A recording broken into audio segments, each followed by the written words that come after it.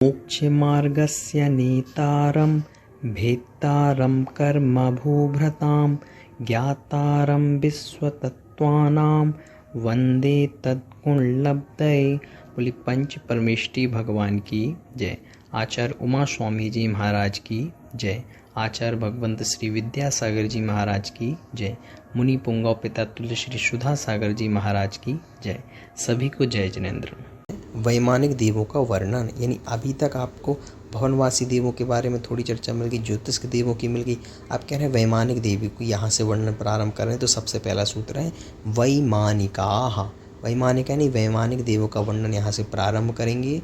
तो आचार्य महाराज ने सबसे पहला सूत्र दे दिया वैमानिकाः, यानी वैमानिकों का यहाँ से वर्णन प्रारंभ कर रहे हैं, तो उसको सुनो। तो सबसे पहला वैमानिकों के लिए जो सूत्र कहा, कह रहे हैं कल्पोपपन्नाः कल्पातीताश्च।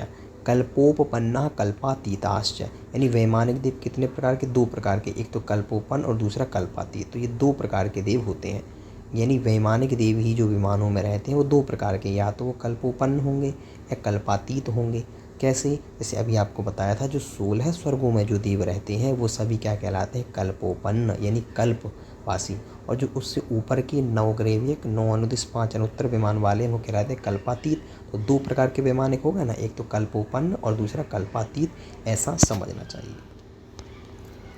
इसके बाद में अगला सूत्र देखिए, कल्पों की स्थिति कैसी? जैसे हमने कहा कि ये जो स्वर्ग हैं क्रमशः ये स्वर्ग 16 स्वर्ग हो गए, उसके ऊपर 9 अनुदिश हो गए, 9 ग्रेविक, 9 अनुदिश, 5 अनुत्तर हो गए।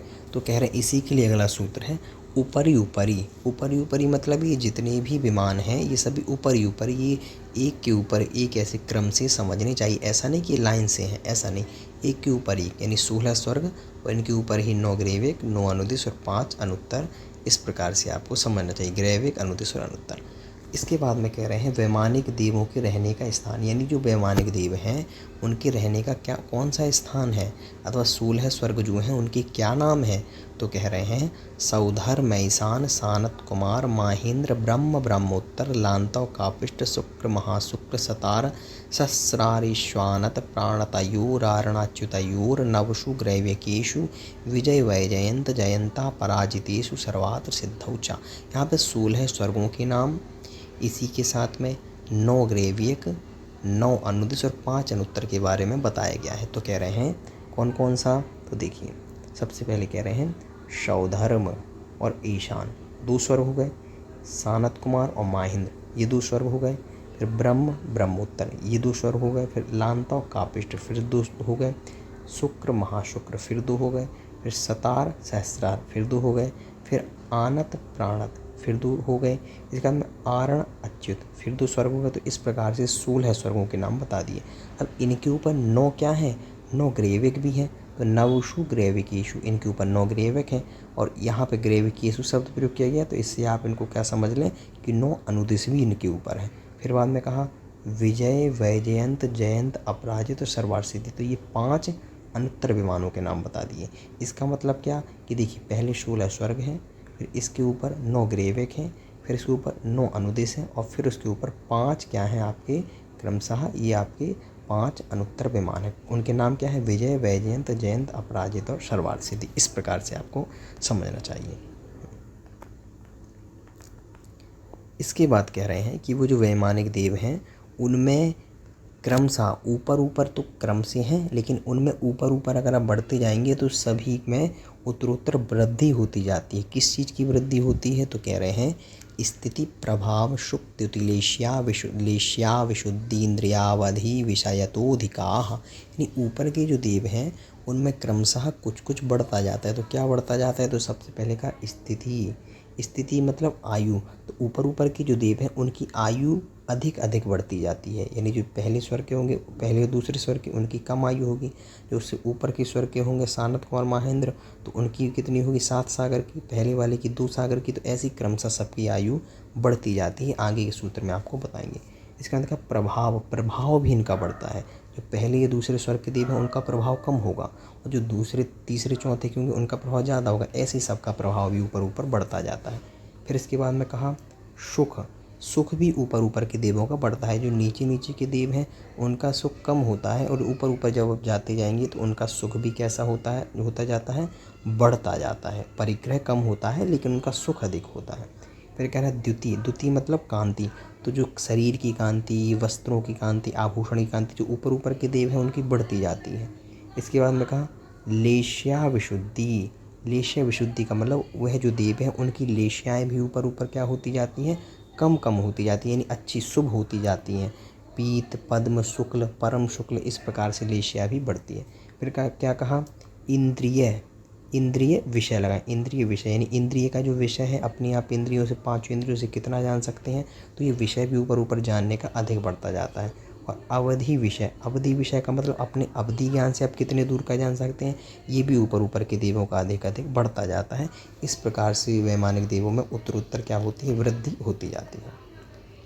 इसके बाद में कहा कि अब ये तो ऊपर ऊपर के देवों में बढ़ता जाता है, लेकिन घटता भी जाता है। मान लीजिए ऊपर ऊपर के देवों में स्थिति बढ़ेगी, प्रभाव बढ़ेगा, लेकिन उनका जो शरीर है, उनकी हाइट वो कम होती जाएगी, उनकी जो गति आवागमन है वो कम होता जाएगा, जो परिग्रह है वो भी ऊपर ऊपर के देवों का कम होगा, और ऊपर ऊपर के देवों में अहंकार, अभिमान भी कम होता जाएगा। तो प्रभाव बढ़ेगा, सुख बढ़ेगा, स्थिति बढ़ेगी, लेकिन अहंकार, शरीर, ये सब घटता जाएगा। तो इस सूत्र में यही बता रहे हैं, वैमानिक देवों में उत्तरोत्तर हीनता। गति शरीर परिग्रहाभिमान तो हीना, यानी गति यानी आवागमन, ऊपर के देव कम आवागमन करते हैं, नीचे के देव ज़्यादा करते हैं। शरीर यानी उनका जो शरीर है यानी विक्रिया है, नीचे के देव अधिक करते, ऊपर के देव विक्रिया नहीं करते ज़्यादा। परिग्रह, परिग्रह का मतलब अपने साथ में आभूषण आदि जो भी परिग्रह है वह क्या है, नीचे नीचे के देव ज़्यादा रखते हैं, ऊपर ऊपर के देव निरंतर कम करते जाते हैं। अभिमानतः, और ये जो अभिमान है, अहंकार है, वो भी ऊपर ऊपर के देवों में कम होता है, नीचे नीचे अधिक होता है। हीना, हीना मतलब ये सबको चारों चीज़ें ऊपर ऊपर कम होती जाती हैं। कैसी होती है देखिए, जैसे अभी पीछे भवनवासी व्यंतर ज्योतिष की तो लेशियाँ बता दी थी, लेकिन वैमानिक देवों की लेशियाँ कैसी रहती हैं, तो कह रहे हैं पीत पद्म शुक्ल लेशिया द्वित्रिशेषु, यानी पीत, पद्म और शुक्ल, ये तीन लेशियाँ पाई जाती हैं। कहाँ पे, 2 युगलों में, त्रि यानी 3 युगलों में, शेषु यानी इसके अलावा जितने भी युगल हैं उन सभी में कितनी, ये शुक्ल लेशिया पाई, क्रम से लगा लें। पीत लेशिया 2 युगल में, पद्म लेशिया 3 युगलों में, और शुक्ल लेशिया जितनी भी विमान बचे इसके ऊपर सभी में शुक्ल लेशिया पाई जाती है। अच्छा, क्रम से देख लें कैसा बताया है। तो कह रहे हैं पहले दूसरे स्वर्ग में पीत लेशिया होती है, तीसरे चौथे स्वर्ग में पीत और पद्म लेशिया होती है। तो पीत लेशिया अधिकांशता होगी और पद्म लेशिया अल्प मात्रा में। फिर कहा 5वें से 8वें स्वर्ग में पद्म लेशिया होती है, 9वें से 12वें स्वर्ग में पद्म और शुक्ल लेशिया होती है, यानी पद्म लेशिया अधिक होगी, शुक्ल कम होगी। 13वें स्वर्ग से 9 ग्रेवेक तक के जितने विमान हैं उन सभी में शुक्ल लेशिया होगी, तथा अनुदिश और अनुत्तर विमानों में परम शुक्ल लेशिया पाई जाती है। इस प्रकार से वैमानिक देवों की भी लेशिया आपको पता लग गई होगी। इसके बाद में कह रहे हैं कि कल्प संज्ञा कहाँ तक है। जैसे हमने कहा था ना कि 16 स्वर्ग तक कल्प कहलाएंगे, 1 से लेकर 16 स्वर्ग के, उसके ऊपर जो है 9 ग्रेविक, 9 अनुदिश, 5 अनुत्तर, वह सभी कल्प, वो क्या कहलाएंगे, कल्पातीत कहलाएंगे। तो कह रहे हैं प्राग ग्रैविकेभ्यः कल्पाः, यानी प्राग ग्रैविक यानी 9 ग्रैविक से प्राग यानी पहले पहले, प्राग ग्रैविकेभ्यः यानी 9 ग्रैविक के पहले पहले, कल्पाः ये सभी क्या है, कल्प कहलाते हैं अथवा कल्पवासी कहलाते हैं, और उससे ऊपर वाले कल्पातीत कहलाएंगे। तो प्राग ग्रैविक यानी ग्रैविक जो है 9 ग्रैविक, उनसे पहले पहले के जो 16 स्वर्ग हैं वो सभी क्या कहलाएंगे, कल्पाः, वह सभी कल्प कहलाते हैं। ऐसा आपको समझना चाहिए। इसके बाद में एक विशेष चीज़ और जाने, ये जो 5वां स्वर्ग है उसका नाम क्या है, ब्रह्म स्वर्ग।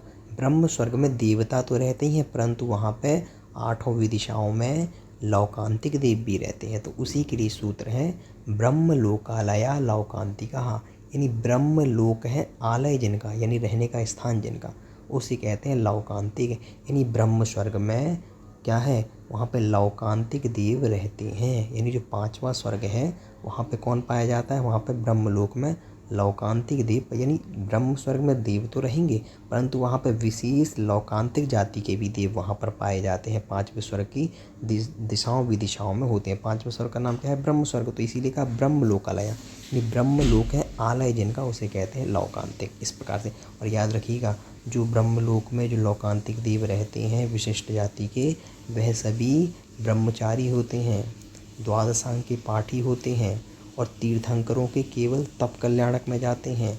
उनको हम देवर्षि भी कहते हैं और ज़्यादा नहीं जाते, केवल तप कल्याणक में जाएंगे। तो इस प्रकार से ये लौकांतिक देवों की विशेषता आपको पता लगी होगी जो ब्रह्म स्वर्ग में रहते हैं। इस प्रकार से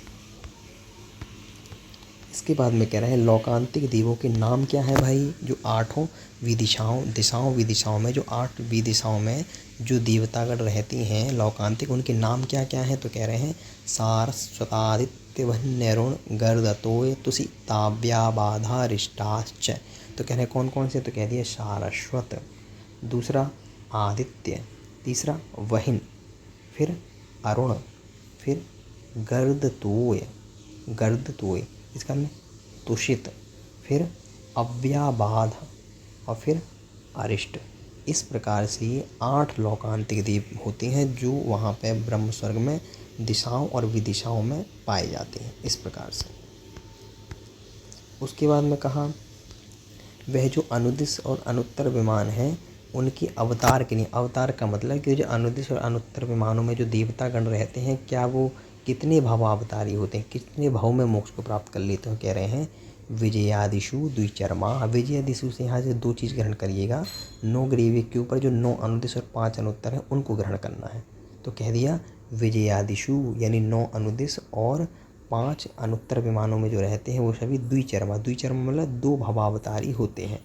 मतलब वह मनुष्य के 2 भाव प्राप्त करेंगे और नियम से मोक्ष को जाएंगे। बस इसमें एक चीज़ याद रखिएगा, 9 ग्रेवियक 9 अनुदिश और 5 ग्रेवियकों में से 5 ग्रेवियक पूरे नहीं लेना, केवल 4 लेना है। और वहाँ पे आपको सर्वार सिद्धि को नहीं लेना क्योंकि सर्वार सिद्धि वाले तो 1 भवावतारी होते हैं, परंतु 9 अनुदिश और 4 अनुत्तर विमान वाले ये द्विचर्मा यानी 2 भवावतारी होते हैं। ऐसा इसके बाद में कह रहे हैं त्रियंच किसे कहते हैं?